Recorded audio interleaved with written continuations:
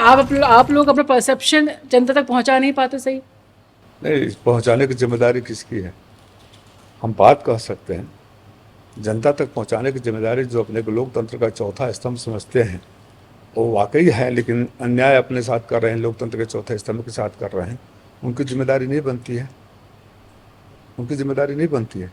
एक नरेटिव वहाँ एजेंडा तैयार आता है कि कोई बड़ी बहुत से माइंड डाइवर्ट करने के लिए कुछ और कहानी। अच्छा, इस पर लोग आक्रोशित है, एक ये ब्रेकिंग न्यूज चला दो। तो पहले लोग अखबार पढ़ते थे, अब कोई कहता अखबार देखे हो? पहले लोग पूछते थे अखबार पढ़े हो? पढ़ने से लेकर देखने तक का समाचार जो होता था वो दिखाया जाता था, बताया जाता था। अब तो बनाया जाता है और बेचा जाता है। कस्टम मेड समाचार बनते हैं, शूट करने वाले समाचार बनते हैं। इसलिए आपने देखा होगा, हालांकि उसको मैं अच्छी बात नहीं मानता, कई जगह ऐसे दृश्य भी देखने को मिले कि कुछ ईमानदार पत्रकार जब कवरेज करने गए तो जनता दौड़ा ली। ये तो दुर्भाग्यपूर्ण स्थिति है, नहीं होना चाहिए। जब हम लोग बड़े हो रहे थे बचपन में, हम लोग सरकार से ज़्यादा अखबार और समाचार माध्यमों पर भरोसा किया करते थे। आज तो मैं स्वयं समाचार नहीं देखता, खुद ही नहीं देखता, मुझे याद ही नहीं कब देख। नहीं तो मेरे 24 घंटा समाचार लगा रहता था, मेरे माँ बाप परेशान हो जाते थे। ये स्थिति बन गई है। तो आपके चिंतन और मंथन लोकतंत्र के चौथे स्तंभ को भी करना पड़ेगा। पहले के जब विपक्ष सड़कों पर उतरता था तो उसको समाचार माध्यमों में जगह मिलती थी। अब आता है भारतीय जनता पार्टी के कार्यालय से कि क्या चलाना है और क्या दिखाना है, इसलिए आप नहीं दिखाते हैं।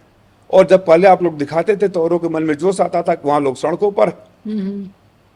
इसी समाचार माध्यम ने एक हमारी बहन को गैस के सिलेंडर के साथ सड़क पर बैठे हुए दिखाया था ना। उनकी स्मृति भी खो गई और मीडिया की स्मृति से भी स्मृति गायब हो गई, नहीं दिखाते हैं।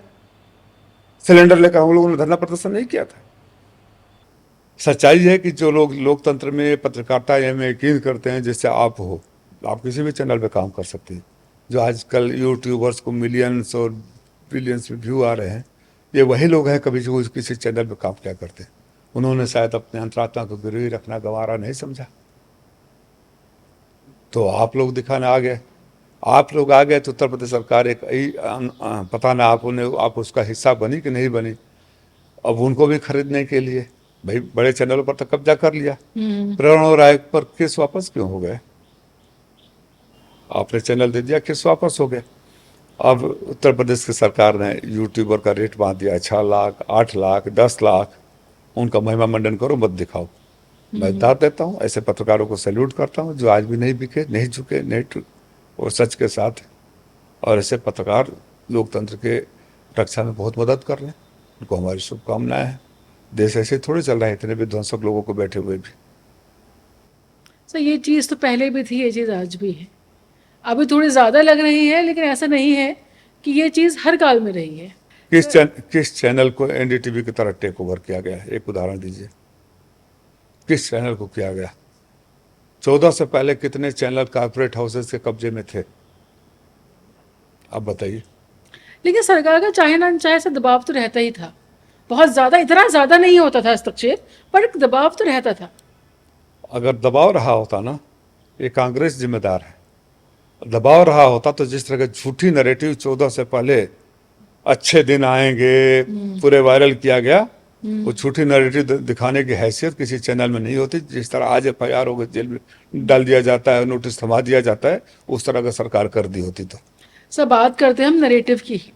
अच्छे दिन आएंगे एक नैरेटिव था जो बहुत चला, लेकिन ऐसा ही एक नैरेटिव अखिलेश यादव जी के लिए भी चलाया गया था, काम बोलता है, और वो बहुत ज्यादा चला। ऐसा नहीं कि लोगों तक वो कैंपेन नहीं पहुंचा, लेकिन फिर भी लोगों ने उनके काम को इग्नोर किया। हमने बोला काम बोलता है, लेकिन काम नहीं बोला ना। हमने बोला काम बोलता है। मीडिया ने साबित किया कि नहीं, झूठ ज्यादा जोर से बोलता है। इसीलिए आज एक भी मीडिया ने भी थोड़ी देर पहले उदाहरण दे रहा था कि कभी कोई ये नहीं पूछता मोदी जी इंटरव्यू क्यों नहीं देते, 56 इंच का सीना क्यों नहीं बन पाया। जो बात मैं उठाता हूं उसको नहीं दिखा पाते हैं, नहीं सवाल। इंटरव्यू तो देते हैं, प्रेस कॉन्फ्रेंस नहीं करते हैं। इंटरव्यू आम काट कर खाते हैं कि चूस कर खाते हैं? आप थकते क्यों नहीं हैं? बटुआ रखते क्यों नहीं है? अगर ये इंटरव्यू है तो हे प्रभु, ऐसे इंटरव्यू देने वाले, लेने वाले के चरणों में हमारा प्रणाम, आप दूर ही रहिए।